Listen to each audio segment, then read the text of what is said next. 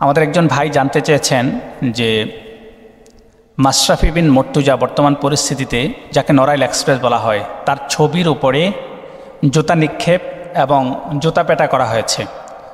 তো মাশরাফি বিন মুর্তজার মুখে যে দাড়ি আছে, এটা কি দাড়ির উপরে যে জুতা পড়লো, এটা কি ইসলাম অবমাননা হবে কি না?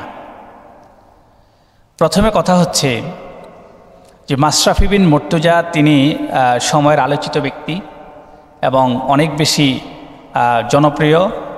দেশের ক্রান্তিলগ্নে খেলার অঙ্গনে তিনি অনেক দাপি বেরিয়েছেন এবং দুর্দিনে খেলার অবস্থায় তিনি পাশে দাঁড়িয়েছেন, দেশের পাশে। কিন্তু আজকে আমার দেশের সম্পদ, আমার দেশের মেধাগুলো যখন, ছাত্রগুলো যখন সংকটে, দেশের এই পরিস্থিতিতে মাশরাফি বিন মুর্তজা তিনি যে কথা বলতে পারলেন না ছাত্রদের পক্ষে, ছাত্রদেরকে নিয়ে যে কোনো কথা বললেন না, ছাত্ররা এই বিষয়টিতে খুব বেশি কষ্ট পেয়েছেন। হ্যাঁ, আমি এটা খোঁজ নিয়ে দেখলাম, জানলাম যে কষ্ট পেয়েছেন, যার কারণে ছাত্ররা তাদের ক্ষোভ ছেড়েছেন।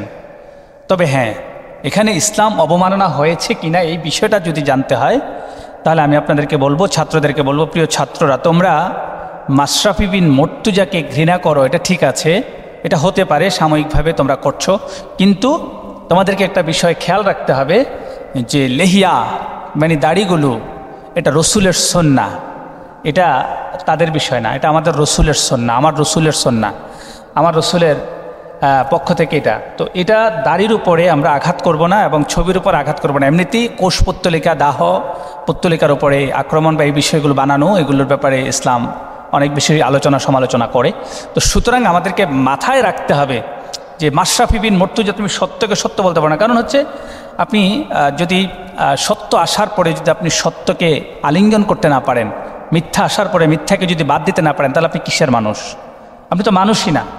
কেন এই ছাত্রদের এই সংকটাপন্ন অবস্থায় বিশ্বের সমস্ত শ্রেণীপেশার মানুষ যখন ছাত্রদের পাশে, তখন কেন মাশরাফি বিন মুর্তজা তাদের পাশে আসতে পারলো না? আপনি যদি দেখেন, অনেক খেলোয়াড়রা কিন্তু ছাত্রদের পক্ষে স্ট্যাটাস দিয়েছেন, কথা বলেছেন, তাদের সাথে সংহতি দিয়েছেন। প্রিয় বন্ধুগণ, আমরা যখন যে কোনো বিষয়ে আবেগী কোনো কাজ মাথায় নেব না, আবেগকে প্রাধান্য দেব না। আমরা যে কোনো বিষয়ে কাজ করব, যে কোনো বিষয় করতে যাব, আমাদের মাথায় থাকতে হবে যে সব কিছুর আগে ইসলাম। কেননা যেহেতু রসুল সাল্লাল্লাহু আলাইহি সাল্লামের সুন্নাহ এখানে অপমানিত হয়, এর উপরে আক্রমণ পড়ে, সুতরাং তার উপরে আক্রমণ, জোতাপেটা এগুলো করা যাবে না। তাকে অন্যভাবে এই বিষয়টাকে ঘৃণা প্রদর্শন করাই শ্রেয় এবং প্রদর্শন করতে হবে। এটাই হচ্ছে আমি মনে করি সব থেকে শ্রেয়। এই বিষয়টি আমি আমার আন্দোলনকারী যারা আছো এবং আমার সন্তান, আমার শিক্ষার্থী, আমার ভাই, তোমাদেরকে আমরা বলবো, আমি ব্যক্তিগতভাবে মেসেজটা দিব। যিনি প্রশ্ন করেছেন তাকে উত্তর দিলাম যে এই বিষয়টা ঠিক হয়নি, এটা ঠিক হয়নি। তো সুতরাং এই বিষয় থেকে আমাদেরকে পরহেজ করতে হবে, এই বিষয়টাকে এড়িয়ে চলতে হবে। এটাই আমাদের জন্য শ্রেয়। ধন্যবাদ। আমাদের